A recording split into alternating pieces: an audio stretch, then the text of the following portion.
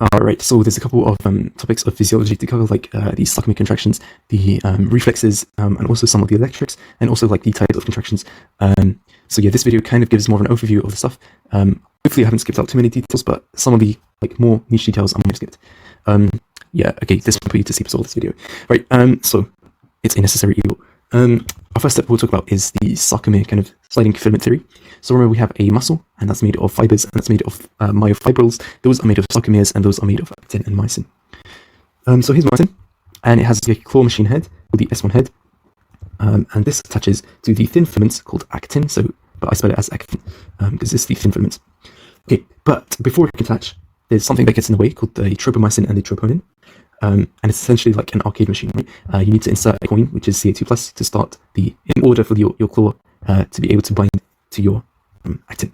So what happens is you have a nerve impulse. This causes your sarcoplasmic reticulum to release calcium, which binds to the troponin and tropomyosin, and your calcium binding allows your tropomyosin and troponin to move out of the way. And this allows your S1 head to attach to your actin. The next thing that's going to happen is your ATP is going to bind to your S1 head of your myosin. And remember we said that, or maybe I didn't say, the point, what happens here is the whole point of the sarcomere thing, summarized, is that the myosin head is going to use ATP to kind of walk down the actin. So ATP binds, and this causes the S1 head to detach from the actin. Then the next stage is we have hydrolysis of ATP into ADP and PI, and the release of PI is called the power stroke, so it generates these nice power stars. And this power stroke causes your S1 head to unbind and to pivot and to grab another further actin down the line. Now, some textbooks say that the tropomyosin troponin step kind of happens after here, but to be honest, it's not that deep. Finally, our ADP is still attached, ADP, so it's going to unbind, and as it unbinds, this causes the S1 head to kind of move backwards and attach to actin, which is further backwards. Okay, so why is toad there? So essentially, there's a type of mushroom called angel or death mushrooms. These contain a peptide called that, and these lock your F-actin fibers together. So your F-actin is the main kind of actin in muscle. And if they're locked together, basically there's no binding sites for the S1 head, which means your muscles get paralyzed. Okay, another thing is that when your muscles are longer, they can spend more time in the power stroke, so this guy can grab onto more things basically, and therefore more energy can be generated. There's a couple of definitions that you may need to know as well. So obviously tension is the main kind of factor that we look at in muscles, but also you may have to look at strength, which is the maximum force of the tension. Power has a speed component, so force over velocity, and torque is the angular motion. All right, let's explain this graph. It's called the length-tension relationship. So on the x-axis we have length, on this axis, the y-axis, we have the tension. Okay, so if you ignore 3 and 4 here, basically, this point and this point, they're all saying that as you increase length, you're going to increase the maximum tension. And why is that? Well, that's because here, as muscles are longer, they can spend more time in the power stroke. Basically, the myosin head has more things to pull on, and therefore more power can be generated, more tension can be generated. So that explains this. However, so you reach an optimum, and then after that, you increase length and tension, the maximum tension actually decreases, and that's because the actin and the myosin are like too far apart to kind of bind onto each other. So if your actin and myosin are like really far apart, they're not going to be able to bind onto each other. Your claw machine won't be able to pick up your teddy bear, therefore your tension decreases. Okay, right, so that's basically a summary. Remember I said that some textbooks say the tropomyosin and troponin thing happens like between 2 and 3, or 3 and 4, but it's not that deep. Our next thing we're moving on to is the types of muscle contractions. So there's 2 categories of muscle contractions, the isotonic and the isometric muscle contractions. So isotonic, so iso means the same, and tone means that tone is kind of like weight. So basically the weight that you're carrying, the loads that you're carrying stays the same. And isotonic contractions are basically therefore when your muscle length changes, but your weight stays the same. So isotonic, weight stays the same. So for example, you're carrying a dumbbell, and if you're flexing your dumbbell or extending your hand, your muscle is changing length, but your dumbbell is still going to be the same amount of weight. So isotonic muscle contractions are generally when you are moving, right? This can be further broken down into concentric and eccentric. So eccentric like Einstein, concentric, con has got like generally a con is a bad thing, right? So a con is when, I think of it as a con when your muscle shortens. I'm not sure if that works for you.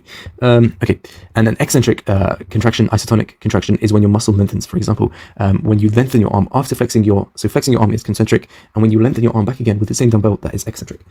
Okay, isometric. So here we can see me pouring water into my hand.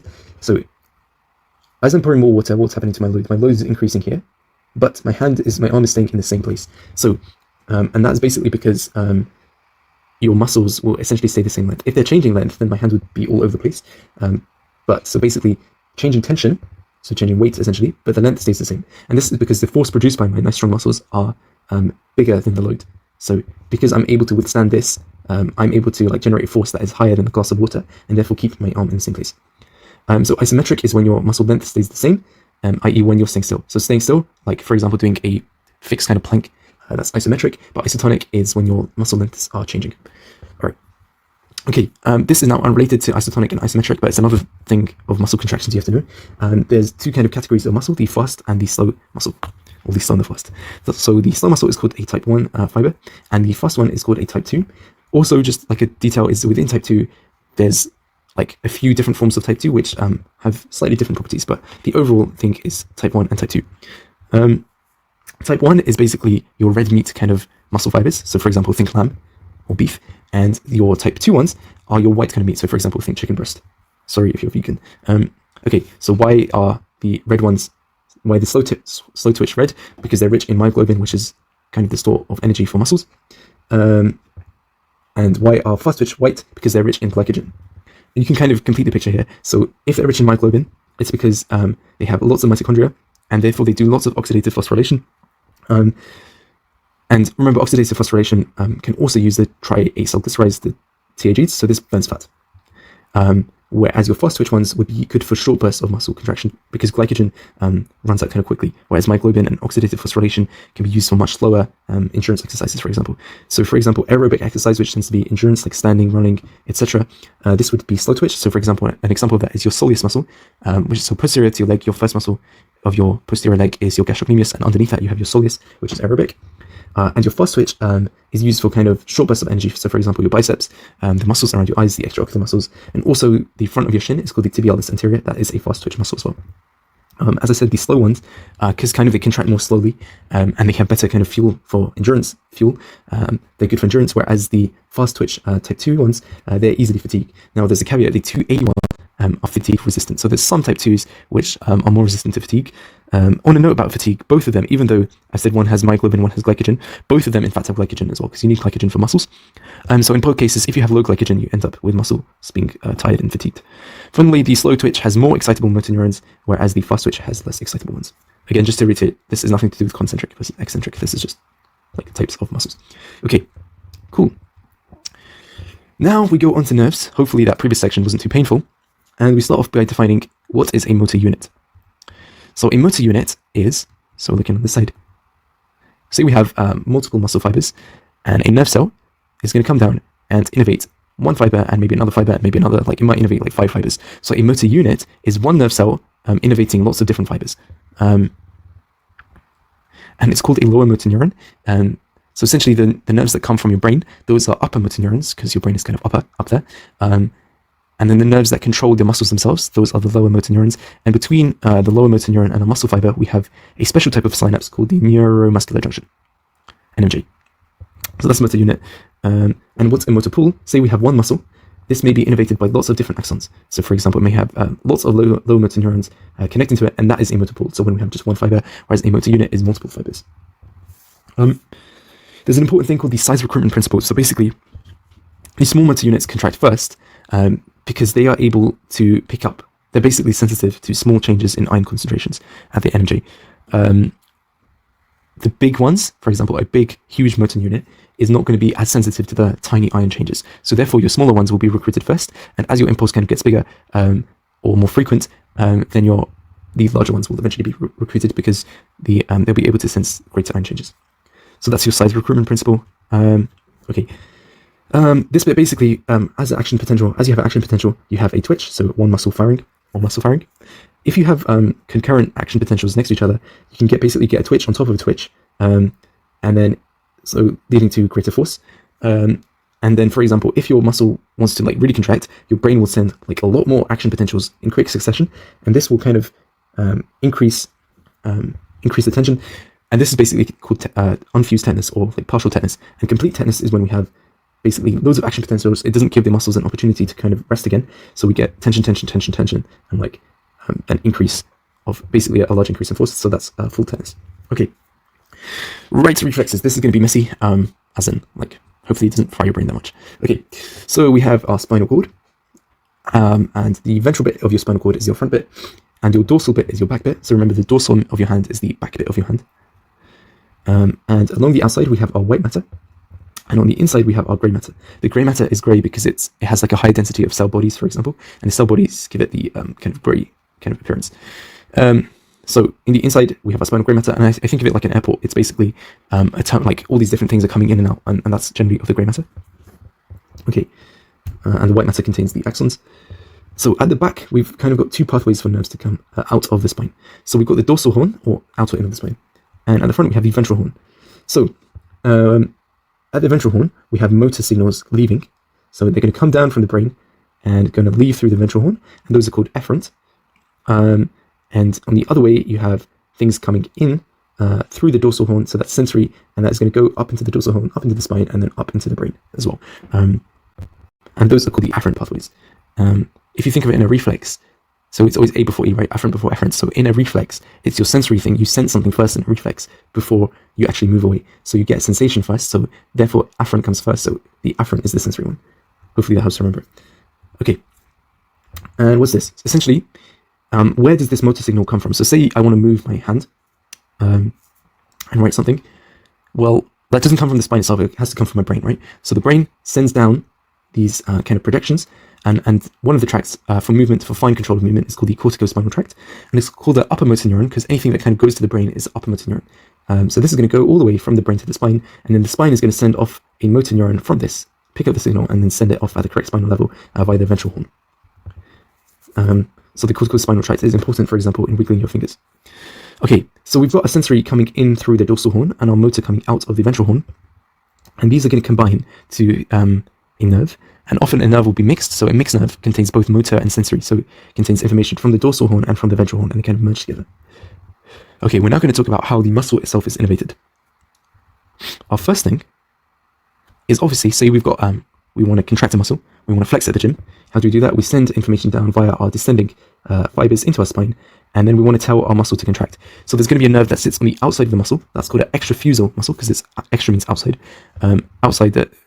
Extrafusal. And this main thing is called the alpha motor neuron. So it's the alpha, right? It's the main guy that causes the muscle to contract. And we talked about the neuromuscular junction. So this is going to have a synapse onto the muscle, and then cause the muscle to contract. Just a very brief point: the NMGA is the point where so you have a disease called myasthenia gravis, and this is where you get antibodies against the NMJ. So this kind of leads to muscles fatiguing easily. Okay, we also have fibers, motor fibers running inside the muscle. So our main fibers to cause the muscle to contract is external stimulus, so extrafusal, and that's your alpha motor neuron. We also have a little bit of motor signal on the inside, and this is not that important, but there's a little bit, and that's called the intrafusal gamma motor neuron. I'm going to talk a little bit more about that in a second.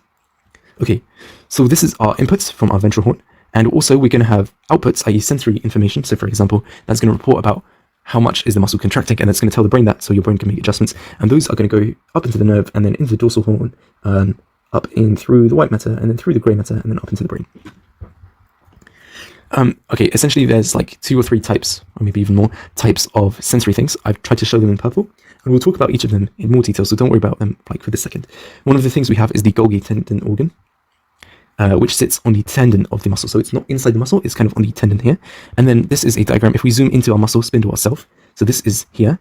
Remember, inside the spindle we have a gamma motor neuron, and also we're going to have a geek, and this geek kind of sits all day. His job is to sit all day inside the muscle, and he also reports on the length changes of the muscle. This guy is called the 1A afferent fibers. So all he does, he sits inside, so he's an intrafusal guy.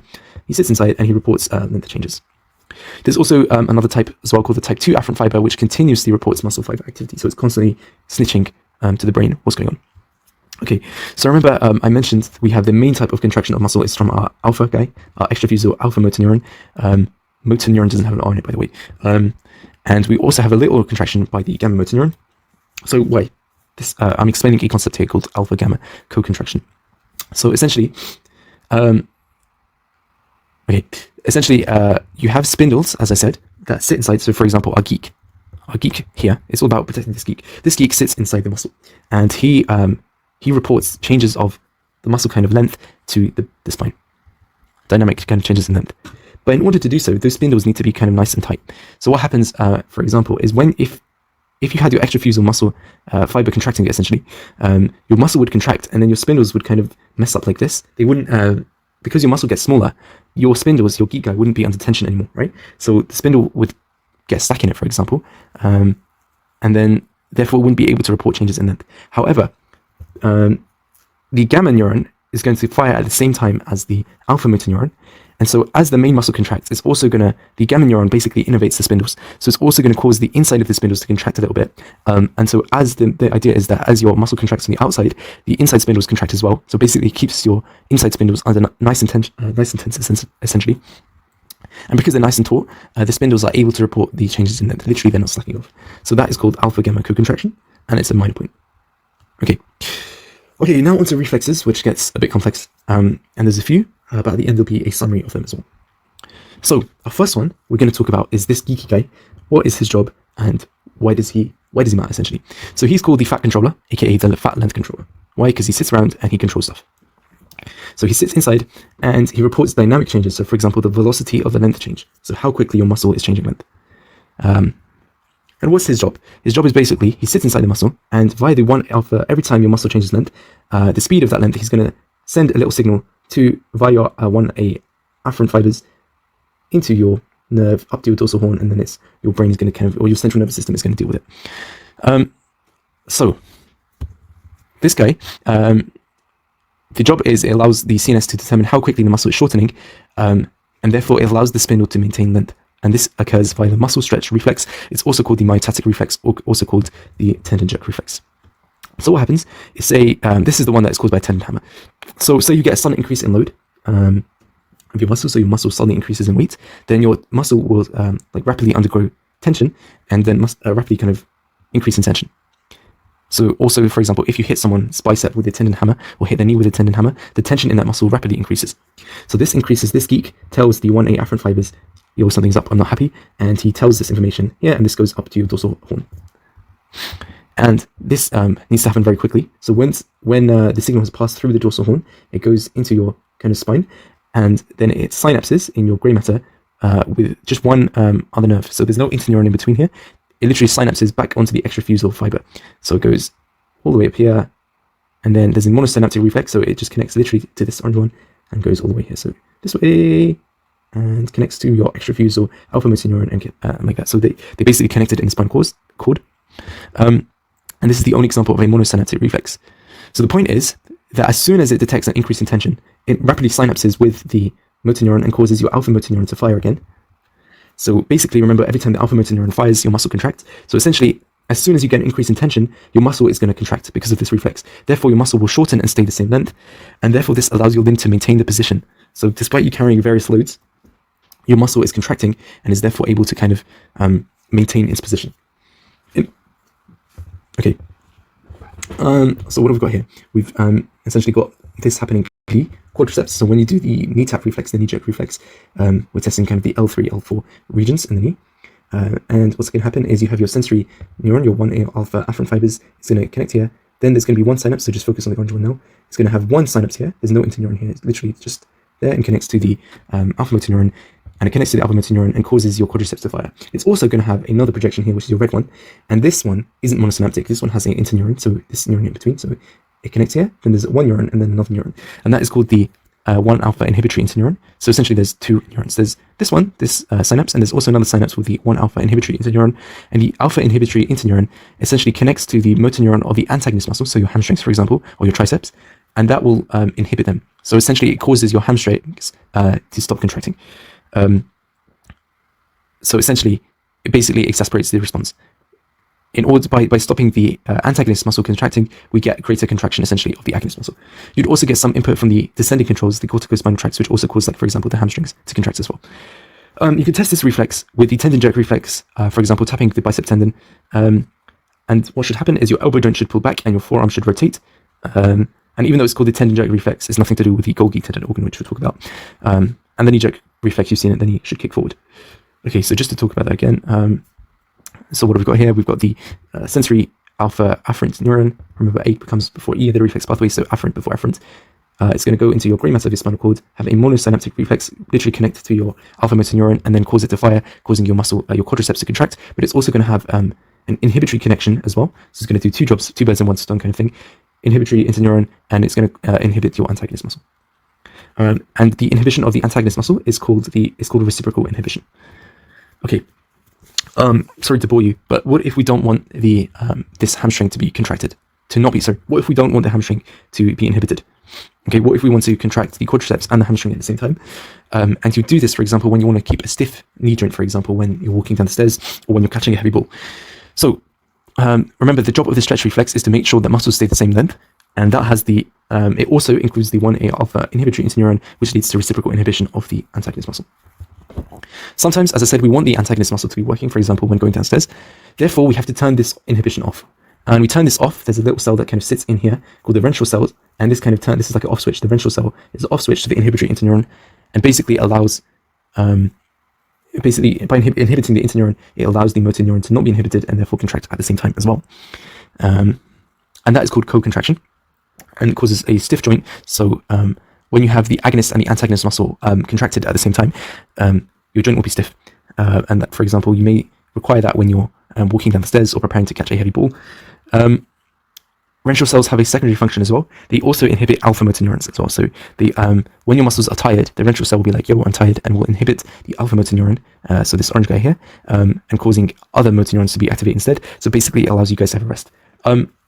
Okay, so your Renshaw cells are controlled by corticospinal tract. So corticospinal tracts are the ones that control wiggling fingers from the brain, for example, fine motor control.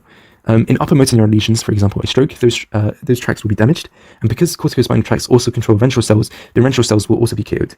Therefore, in an upper motor neuron lesion, we get a loss of Renshaw cells. And remember, Renshaw cells are inhibitory, they kind of need to rest. So if we're losing the stuff that lets us rest, we essentially get hyperexcitability of agonist and antagonist muscles. And that is a major symptom of upper motor neuron lesions. So for example, if you have a brain stroke, you might have like hyperreflexibility. Basically that means your agonist and your antagonist muscles are kind of overactive, and that is because of the loss of the Renshaw cells. Okay, hopefully that hasn't hurt too much. There's 2 more reflexes, I believe, and then one other one. Or hopefully there's just 2. Okay, so we're now talking about something completely different, another type of reflex, and this is called the Golgi tendon organ, basically. So a Golgi tendon organ sits on the tendon of your biceps or tendon of a muscle, and its job is to help control the fine movement of muscles by reporting the tension of the muscles. So not velocity, like the 1 alpha, this does tension. And if the load gets too heavy, it will cause the muscle to suddenly let go of the thing that is too heavy. So aka it's the too much to handle reflex. And your Golgi, it's 1 beta because it's smaller in size than the 1 alpha. So your 1 alpha is your nice juicy fat one, and this is slightly thinner. It's still big, but it's thinner. So it's the too much to handle reflex. The way it works is, it sits on your tendon, not inside the muscle itself. And if it senses increase in tension in your muscle contraction, basically then it's going to send a signal, it's going to stitch on the muscle via the 1B neuron, there we go, sensory neuron, and that's going to transmit its information via the nerve into the dorsal horn. And then in the grey matter, there's a 1 beta inhibitory interneuron, I haven't drawn it in here. And this inhibitory interneuron, so it's not the 1 alpha inhibitory neuron, it's the 1 beta one, so beta for beta. This is going to cause, basically this is going to inhibit your extrafusal muscle fiber. Remember, your extrafusal muscle fiber is the one that causes your muscle to contract. When your tension gets too much, your Golgi tendon organ will be like, yo, this is too much for me to handle. And it will be like, basically, it's like a kill switch to the extrafusal alpha motor neuron. And so essentially it inhibits the same muscle that had too much tension. Therefore, by inhibiting, basically, it stops your muscle contracting any further. So therefore, it reduces tension. It's basically like a brake pedal. It's a protective mechanism. So for example, if your load is way too much, for example, if your dumbbell is way too heavy, you might just suddenly drop it, and that is your Golgi tendon organ. You can test that, for example, if you pull very hard on the forearm, the muscle just actually lets go. And that's to protect the muscle from being overused. And that's known as the clasp knife reflex. This reflex is also this is also used to kind of fine tune motor movements as well, but it's also protective. Just 2 things to point out: there's no monosynaptic connections, so it has an interneuron, and also these 1 beta inhibitory interneurons have highly controllable inputs as well. Okay, just a recap of what we talked about. We talked about alpha gamma co-contraction. So that is the gamma. The alpha is the main thing that contracts it, but also to keep our spindles nice and taut, we have the gamma contracting the spindles in the inside, so that the spindles can report changes in length. Then we have our 1A afferent, which is the fat controller. He's nice. He's fat because he's kind of nice and juicy, and he controls. He's the fat length controller essentially. He measures the dynamic changes, so velocity of length change, and his job is to do the muscle stretch reflex. So for example, if tension rapidly increases, it will essentially allow the limb to maintain position despite varying loads by inhibiting by causing the contraction of the same muscle. So this is going to contract the same muscle and therefore increase tension and therefore allow your muscle to maintain the same load. Also remember this reflex involves the inhibitory interneuron, so it's monosynaptic in this case with the motor neuron, but it also has the inhibitory interneuron, which stops the antagonist muscle contracting. We talked about the Renshaw cell. The job of that is to turn off this 1A inhibitory interneuron in cases where we want co-contraction. For example, going down the stairs or catching a heavy ball. Those are controlled by the corticospinal tracts. The corticospinal tracts are damaged in upper motor neuron lesions, and those cause hyperexcitability, therefore. Finally, we talked about the too much to handle reflex that sits in the tendon of the muscle, so this bit here, and it senses kind of tension. Its job is to fine-tune muscle movement. So the clasp knife reflex, if tension is too heavy, so for example, if tension suddenly increases, it's going to pass that information by the 1B afferent, by the dorsal root. This is going to cause the 1-beta inhibitory interneuron to fire. This is going to inhibit the extrafusal motor neuron and therefore inhibit the same muscle, basically allowing a reduction in tension of the system. So those are 4 reflexes. Take a pause a minute to kind of understand what they do. Hopefully you have a better idea of what they do. There's one more which is kind of less important. It's called the Flexion-withdrawal cross-extension reflex, a bit of a mouthful. Essentially, when you step on like a Lego brick, the leg that you step on is going to pull backwards, and then your other leg is going to like come forwards onto the ground to give you support. So that's this reflex here. So your leg with that has felt the Lego brick essentially will flex. So that's your hamstring muscles. That's limb withdrawal. And it's going to inhibit the extensors because you don't want to extend onto the Lego brick. You want to flex away from it. So flexion from the knee is backwards, the opposite direction to the biceps. So this way.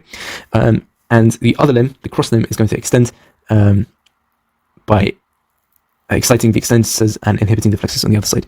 Overall, the aim is to make the other limb extend and push down on the floor so your leg is kind of balanced. Okay, we now need to talk about like a practical in terms of waves, H and M waves.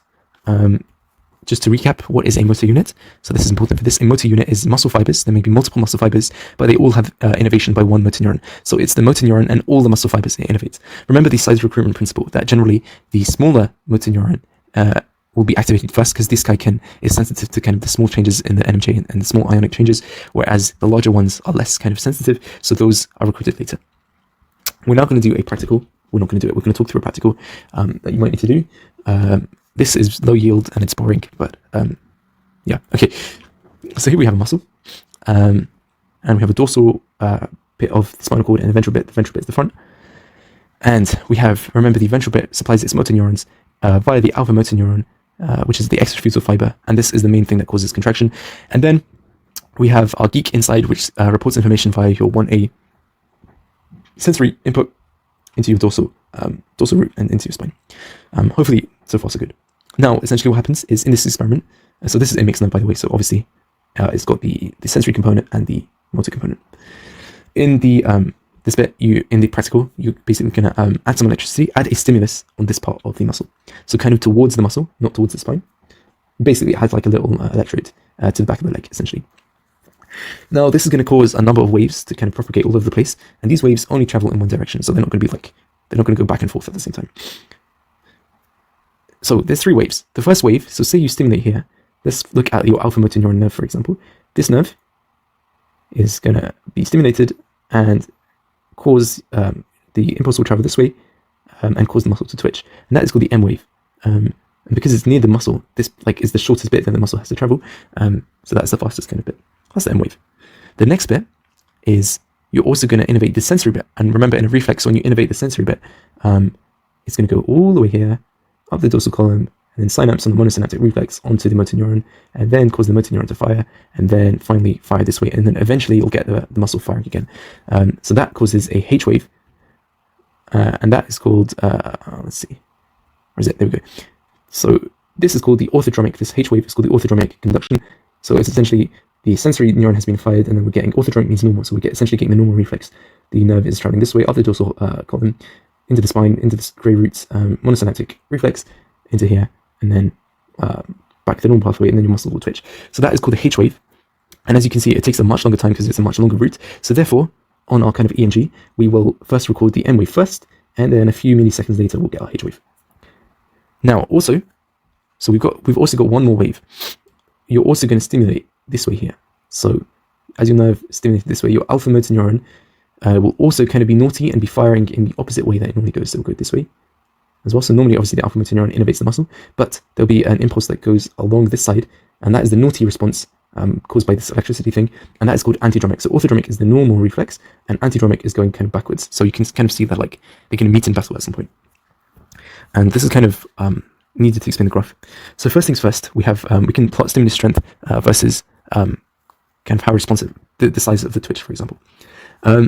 It's important to know that in this experiment, this EMG experiment, you don't have the recruitment of size principle. Instead, you have the opposite of that. So it's called recruitment reversal. Basically, because you're doing it artificially, your nerves are not going to care about how sensitive they are, right? Because you're actually adding an impulse. It's a physics thing. So essentially, the large motor units will be recruited first because these have the least resistance, because it's nice, big, and juicy, right? So what's your large one? Is your 1 alpha sensory input, because it's a nice kind of large nerve fiber. Whereas obviously in normal life, it has to be kind of sensitive to chemical changes at the synapse, so therefore the small ones are more sensitive. But if you're just like adding electricity straight away, the big ones have less resistance, so they actually pick up this.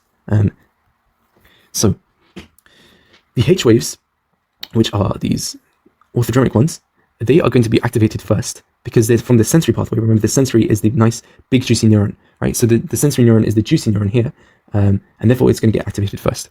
So with a low stimulus, because your H wave is a nice thick juicy neuron, it's going to travel through the 1A sensory one, and that's a larger one, and you have the reversal of size principle. The large one will be recruited first, so therefore you have your H wave twitching first.